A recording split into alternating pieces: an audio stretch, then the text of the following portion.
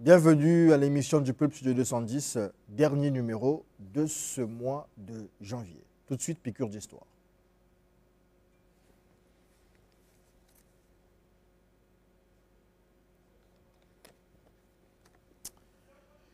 Et puisque le jingle piqûre d'histoire ne vient pas, nous allons dire que le retour des afro-descendants sur le continent noir est depuis le siècle dernier, chaque jour et un peu plus, une réalité. Mais les plus avertis, ceux qui sont au courant du contenu des prophéties de Simon Kimbangu ne s'en étonnent pas. Ce retour a été annoncé et surtout la renaissance du peuple noir, de son continent et de sa civilisation. Civilisation au cœur de laquelle se met en pôle position le royaume, le peuple et la civilisation Congo.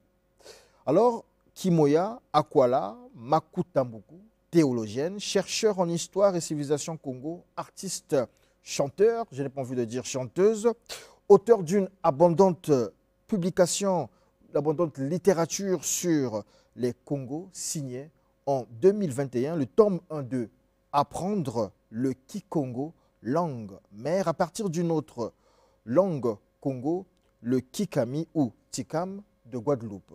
Un essai de 253 pages. Bonjour madame. Bonjour monsieur. Vous nous venez de Guadeloupe, vous habitez là-bas, c'est bien cela? Non, je ne viens pas de Guadeloupe. Okay. Vous venez d'où? Je suis congolaise. Oui. C'est vrai, vous êtes congolaise, oui. Mais vous ne résidez pas au Congo? Non, voilà. Non, je réside en France pour l'instant. Mais j'ai bien l'intention de rentrer au pays, comme beaucoup. Je vais régulièrement en Guadeloupe. Ah d'accord, ok. Et enfin, dans la Caraïbe, en Martinique aussi. D'accord. Merci beaucoup. Alors, on a votre livre ici, cet essai, publié par Ajupa Congo, Apprendre de Kikongo, on a cité le titre ici, langue mère à partir d'une autre langue Congo, le Kikami. Alors, avant d'entrer dans les langues, lorsque vous parlez de Congo, vous faites allusion à quoi? Est-ce qu'il s'agit ici d'une ethnie? Est-ce qu'il s'agit ici d'un peuple en général? Alors d'abord, Congo, c'est plus qu'un peuple, c'est un projet de société. Depuis les temps ancestraux, nos ancêtres ont mis en place le Congo d'Ento Tela. En Kikongo, ça vient du verbe tota, rassembler, ramasser. L'empire du Congo avait vocation à rassembler des peuples. Et tous ces peuples donc, se rassemblaient sous la bannière Congo. Congo, c'est notre nom. Congo ne concerne pas que les Bas-Congo, ça nous concerne tous, nous, les Bantous d'Afrique centrale, et même au-delà. Congo est notre identité. Ngo veut dire le centre. Ngo veut dire le cercle. Ngo, c'est également le léopard. Enfin, il y a beaucoup de choses. Et Ngo, c'est le nom du créateur. D'accord. Alors, je peux lire ici dans le livre, dans votre livre, j'ai piqué une phrase comme ça au hasard. On dit, après, ce n'est pas du hasard aussi. L'une des missions de l'ONG Ajupa Congo, c'est de réveiller la mémoire Congo dans la Caraïbe. La mémoire Congo, c'est quoi? Alors, la grande majorité des Africains, des Kamites, moi je préfère dire Kamites parce que Kama c'est l'Afrique, la grande majorité des Kamites déportés dans les Amériques venaient du royaume Congo. C'était des Bantous, donc des Congos, au moins 80%.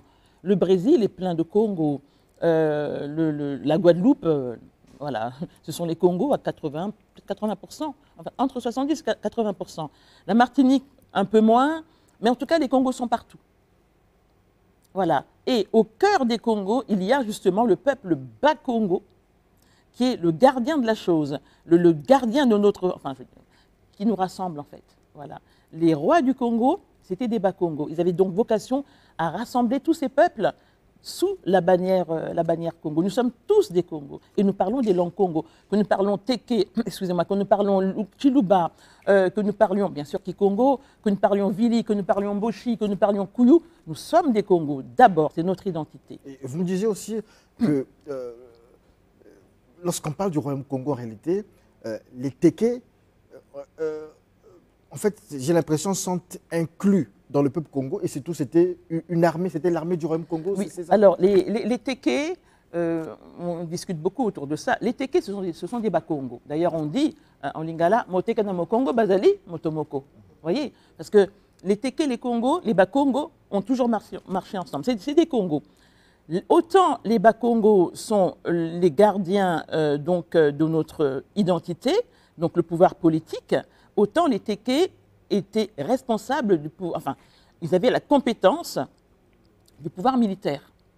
Nos militaires, nos armées, c'était les Téké, Bantouba Téké, là, c'est-à-dire les gens qui sont placés devant. Les Téké étaient le bouclier militaire du royaume Congo. D'accord. Alors, on va parler donc justement des langues. Vous faites cette comparaison entre la langue, le Kikongo et le Kikami. L'objectif, c'est quoi concrètement? C'est parce que la grande majorité des nègres déportés étaient des Bakongo. C'était des Congos, mais au sein de ces Congos, la grande majorité était des Bakongo. Et j'ai constaté que dans la langue guadeloupéenne, ou même martiniquaise, eh bien, comment dire, la langue, en fait, elle est le reflet du Kikongo. C'est une langue que j'ai parlée sans l'apprendre. Je ne donnerai pas les détails ici. Mais après l'avoir parlé, je l'ai étudiée. Je me suis rendu compte qu'en fait, c'était du Kikongo. Vous avez commencé à la parler où En France. En France, d'accord. En France. Alors, quand je dis Nkosi, Sikeleli, Africa, c'est l'hymne panafricain, mais surtout, lorsqu'on va page 248 dans votre livre, vous faites une comparaison, donc une traduction entre le Kikongo et le Kikami. Je vais ici essayer de me retrouver, voilà, je peux lire ici. Alors, si je dis, parce que vous faites une comparaison pour dire que c'est à peu près les mêmes choses, ce sont les mêmes sonorités, vous allez nous expliquer. Nzambi, Sambula et Sieto. En Kikami, on dit comment? Alors, Nzambi, c'est le nom Congo, hein, d'accord? Oui. Nzambi, Sambula, Sieto. En Kikami, c'est Nzambi, béni, pays en nous, béni, pays en nous, béni, pays nous, béni, terre en nous. Ça dépend si on est plutôt guadeloupéen ou martiniquais. Si on est martiniquais, on fait sauter le A, c'est-à-dire la particule qui introduit le complément du nom. Voilà. Qu'on a en Kikongo. Hein. D'accord. Lorsque je dis Ouizado, en Kikami, on dit Ouvini. Ouvini. D'accord. Le Kikami, c'est quoi? Alors, en fait, c'est un néologisme que j'ai créé à partir de ce que Jean-Luc Divial a dit. Jean-Luc Divial, qui est un auteur guadeloupéen, un Congo. Son nom, c'est Diviala. En fait, c'est un nom Congo, Diviala, qui a été francisé en Divial. Il a écrit un livre, Wuchikam, origine égyptienne de la langue dite créole. Et dans ce livre, il dit que la langue dite créole est une langue bantoue avec une forte base kikongo. Wuchikam, excusez-moi, Wuchikam, donc il a pris Chikam, la langue égyptienne, ça c'est le nom que Bilolo a donné à la langue égyptienne, et Wu, en Kikongo, Wu ou vous, c'est le fait de refaire quelque chose. En Kikongo, vous là, on défait. Vous tout cas, revenir, ou vous tout cas, revenir.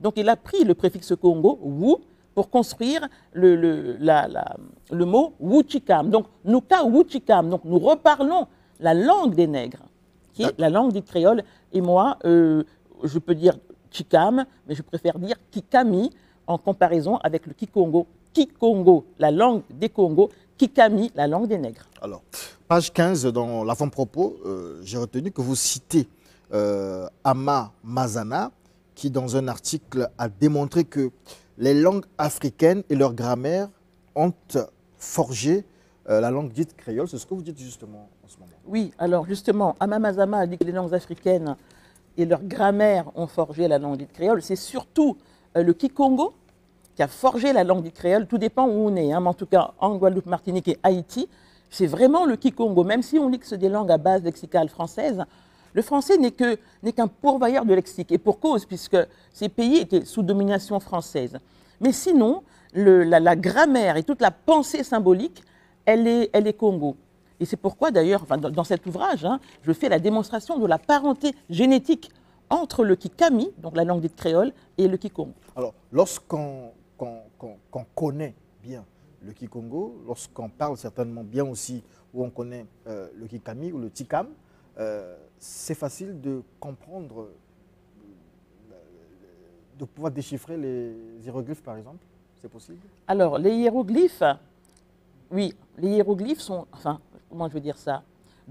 Dans nos langues, nous avons les hiéroglyphes, mais il faut avoir les codes de lecture pour les lire. Par exemple, dans le Kikami, on a le marqueur temporel K. Parce que nos langues marchent avec des marqueurs temporels. Quand je prends le Kikongo, par exemple, Tweka Sala, Beka Sala, Loueka Sala, on a toujours K et Sala. Sala veut dire travailler et K, c'est le marqueur temporel. Donc, nous travaillons ou nous commençons à travailler, vous travaillez. Vous remarquerez que c'est que le pronom personnel qui change. On a toujours le marqueur temporel.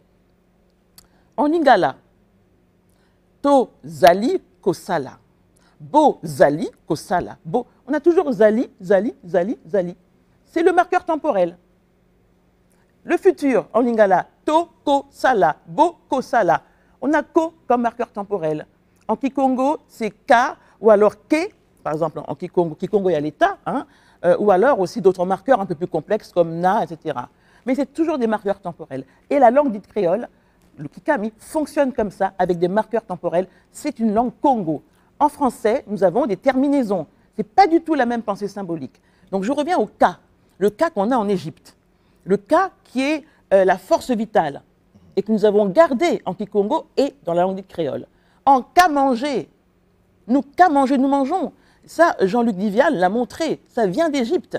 Enfin, ça vient parce qu'en fait, l'Égypte, c'est encore les Congos. Ce sont les Congos qui ont créé l'Égypte. Ça, d'autres l'ont montré. Hein. Je ne l'invente pas, d'autres l'ont montré. Il y a de la littérature là-dessus, justement. Voilà, d'autres l'ont montré. Mais le cas, c'est vraiment la dimension de la force vitale. Et nos parents, quand ils ont été déportés, ils ont fait sauter tous les marqueurs temporels. Ils n'ont conservé que le cas pour le présent, parce que c'est la force vitale. Ils en avaient besoin pour survivre au cœur de l'innommable, au cœur de l'esclavage, au cœur de... Enfin, ils ont subi des choses atroces, mais le cas leur a permis de survivre. En Kikongo, quand je dis Dumuka, sauter, mais je saute avec la force du ka. Quand je dis Vumbuka, je me réveille avec la force du ka. Voilà, donc, en fait, nos langues, il faut apprendre à les lire. À les comprendre, à les connaître aussi. À les connaître aussi. J'aime bien lorsque vous dites la langue dite créole. J'aime Oui. bien, mais je me demande pourquoi vous le dites. Vous insistez là-dessus. Parce que ça, c'est le nom que les Blancs ont donné. Voilà. Mais le nom que nous donnons à cette langue, parce que c'est notre langue aussi, c'est une langue nègre, c'est le Kikami ou Chikam, c'est une langue nègre. D'accord. Vous avez cité tout à l'heure le lingala. Et la question qui me vient à l'esprit, c'est justement, est-ce que le lingala, le kikongo, c'est la même chose? Ce sont les mêmes racines peut-être. Mais après, est-ce que le lingala, le kikongo, ont des similitudes avec la langue des Juifs, on va dire l'hébreu? Question. Alors, d'abord, le lingala émane du Kikongo. Le lingala est une langue Congo. Beaucoup de gens disent, oui, les Bangala. Non, non, le lingala, c'est une langue Congo, c'est notre langue. Voilà, comme le Kikongo ou comme d'autres langues Congo, comme le Kiteke, etc. Ce sont nos langues dont nous sommes fiers. Par rapport à l'hébreu, alors je suis effectivement théologienne, j'étudie, enfin je suis, on va dire, spécialiste de l'hébreu. Je travaille là-dessus. L'hébreu contient du Kikongo. Voilà. Et en fait, la langue hébraïque, notamment l'hébreu biblique, je ne vais pas trop m'étendre là-dessus, mais c'est une langue bantoue. C'est du Kikongo. J'en dirai pas plus. Je travaille là-dessus. Justement, c'est à dessein que je vous pose la question. Et justement, je travaille là-dessus et je suis en train de démontrer justement, pas seulement la parenté typologique, mais également la parenté génétique. C'est vrai que le professeur Obenga, le professeur Chakanta Diop à l'époque, ont dit qu'il n'y avait pas il n'y avait rien à voir entre l'hébreu et puis nos langues. Mais bon, à l'époque, on n'avait peut-être pas les éléments que nous avons, dont nous disposons aujourd'hui, parce qu'il y a toujours l'état de la recherche. Aujourd'hui, la recherche a avancé. Voilà. Et l'hébreu, d'ailleurs, je n'aime pas dire hébreu parce que c'est ivrite, mais quand on prend le verbe avar, qui veut dire traverser, donc on a aïn, bet et resh, on va le retrouver, donc ceux qui traversent, hein, donc ceux qui marchent, mais on le retrouve également, dans, le resh peut parfois se réaliser en L, le son L, et le aïn peut ne pas être prononcé. Donc ça va nous donner quelque chose comme bet lamed. Et si je vocalise, on peut avoir quelque chose comme vili. Je n'irai pas plus loin. Vili. Vili. Vili aussi, c'est relié au Royaume Congo. Ben, ce sont les Vili. D'accord. Je rappelle que vous êtes auteur de Apprendre le Kikongo, langue mère à partir d'une autre langue Congo, le Kikami de Guadeloupe, acquisition des bases, méthode Kemoudi. La méthode Kemoudi, c'est quoi concrètement? c'est du Kikongo. Kedi Kamundingaku, la vérité qu'on a cachée dans ta langue, ou la vérité qui a été cachée dans ta langue. Et quelle vérité? La vérité du Kikongo cachée dans la langue dite créole. C'est une méthode qui vous aide à comprendre le Kikongo ou sinon à faire le rapport entre le Kikongo, les similitudes entre le Kikongo et le Kikami. Alors c'est une méthode qui établit la parenté génétique entre les deux langues, mais surtout elle aide nos parents de la Caraïbe à apprendre le Kikongo plus facilement à partir de leur propre langue qu'ils parlent, à partir de ce qu'ils connaissent, parce que le Kikongo est assez complexe. Et donc, c'est pour vraiment leur faciliter les choses. Donc, à partir du Kikami, on peut apprendre le Kikongo. D'accord. Et donc, la méthode Kemoudi, les Congolais peuvent aussi l'utiliser pour apprendre... Oui, pour apprendre la langue dite créole. D'accord. Ça marche aussi en sens inverse. En sens inverse, d'accord. Alors, dans ce livre, j'ai lu, j'ai été en coup d'œil en billet, je suis tombé sur ce que vous parliez ici du faux christianisme. Oui. C'est vrai comme à la fin de l'entretien, mais le faux christianisme, c'est quoi concrètement? Alors, j'ai cité le Ntinu Congo Tuzolana qui parle du faux christianisme. C'est-à-dire que quand les Européens sont venus au royaume du Congo, le roi Nzingankuvu s'est converti au christianisme. Il a pris le baptême, il a reçu un baptême le 3 mai 1491. Et à partir de, d'ailleurs, ils ont pris sa couronne, enfin bon, mais à partir de là, c'était fini pour le Congo. Parce qu'un roi est toujours là, il est établi par un pouvoir spirituel. Et à partir du moment où on fait allégeance à une autre tradition, à une religion, nous on n'a pas de religion, hein. On a une tradition. Spirituelle. Voilà. Spirituelle, voilà. Nzambi Mpungutulendo et nos Bakulu et nos manes, voilà. Mais notre roi, Nzingankuvu, en prenant le baptême, en recevant le baptême en plus des Européens, il a tout perdu. Et il nous a entraînés dans ce que l'on sait aujourd'hui. Parce que tout pouvoir est d'abord spirituel. En perdant le pouvoir spirituel, d'ailleurs, Nzambi Mpungu nous a tourné le dos. Il y a eu quand même 4 siècles d'esclavage. Et aujourd'hui, on souffre encore. Vous voyez? On souffre encore? Mais c'est pas fini. Les prophéties de Simon Kimbangu. Elles sont en marche, mais on est quand même encore un peu dans la... C'est vrai qu'on commence à voir un petit peu le bout du tunnel, mais il y a quand même encore un peu de souffrance dont il faut se débarrasser. Mais on est quand même dans un processus où on souffre encore un petit peu. Madame Akutambogo, lorsque vous dites faux christianisme, ça sous-entend qu'il existerait un vrai christianisme. Lorsque vous dites faux, je crois qu'il y a vrai quelque part aussi. Moi, je ne dirais pas les choses comme ça. C'est-à-dire que moi, je suis dans la tradition Congo. Donc je suis dans le Kinkulu, hein, dans notre tradition ancestrale, qui reconnaît d'abord Nzambi Mpungutulendo. On l'appelle Kalunga Nzambi Mpungutulendo ya Congo. Le christianisme a été donc, reçu par un certain nombre de peuples et il a été tellement retravaillé, européanisé. Hein. Donc, quand les Portugais sont venus, ils sont arrivés avec... D'ailleurs, même quand on dit christianisme, ça ne va pas. Vous comprenez? On est déjà dans une idéologie. On peut arriver avec la foi chrétienne. Mais le christianisme, on est déjà dans une idéologie, dans une construction. Et eux sont arrivés justement avec cette idéologie occidentale. En fait, pour nous coloniser, pour nous dominer. Mais par le truchement du christianisme. Et ça ne va pas.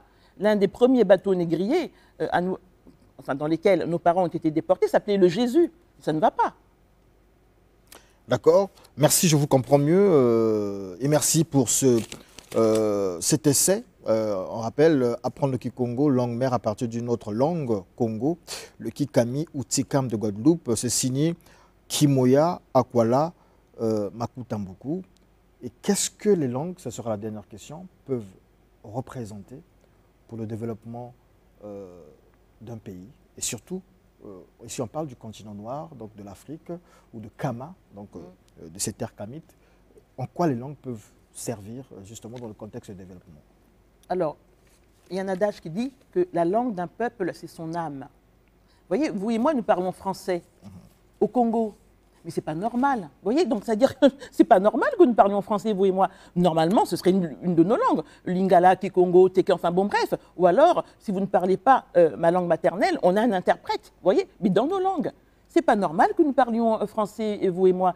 Rien que ça devrait déjà nous... À partir du moment où, dans notre pays, nous parlons une langue qui n'est pas la nôtre, nous sommes encore colonisés. Et on ne peut pas vraiment imaginer un développement comme ça. Nos langues vont nous permettre de nous retrouver nous-mêmes, de penser le monde à partir de nos propres langues, de notre réalité, de notre pensée symbolique, et de nous développer. On ne peut pas appréhender le développement avec une langue étrangère, avec une langue issue de la colonisation. Ce n'est pas possible. Moi, j'aime le français, c'est une belle langue. Mais je préfère, quand je suis au Congo, parler nos langues. J'aurais aimé que vous et moi, nous parlions soit en lingala ou en kikongo, vous voyez, qu'on échange. C'est tellement important d'affirmer notre identité.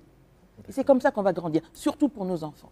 Surtout pour nos enfants, ils devraient apprendre les mathématiques, dans nos langues, etc. Dans nos langues. Un message quand même pour le ministère de l'Enseignement qui vient de vous. Un petit message concernant ces langues, justement. Le ministère de l'Enseignement, c'est-à-dire pour le ministère de l'Enseignement du Congo, l'enseignement préscolaire, oui. primaire, secondaire, concernant les langues, peut-être un appel pour que les enseignements peut-être se fassent un jour dans nos langues? En tout cas, il faudrait privilégier un enseignement de langue.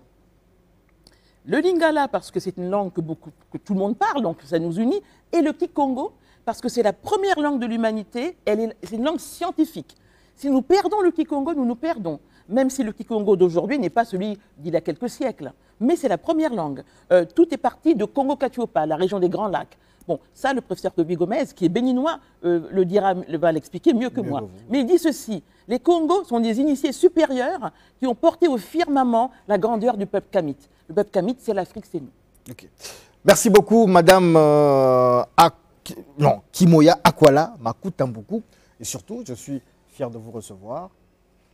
C'est vrai, vous avez un combat noble, mais surtout, vous êtes la fille d'un des plus grands écrivains de notre pays, le Congo, Jean-Pierre Makutambuku. On vous dit merci d'être passé dans Studio 210. Merci. Merci. C'était Piqûre d'Histoire. Studio 210 continue.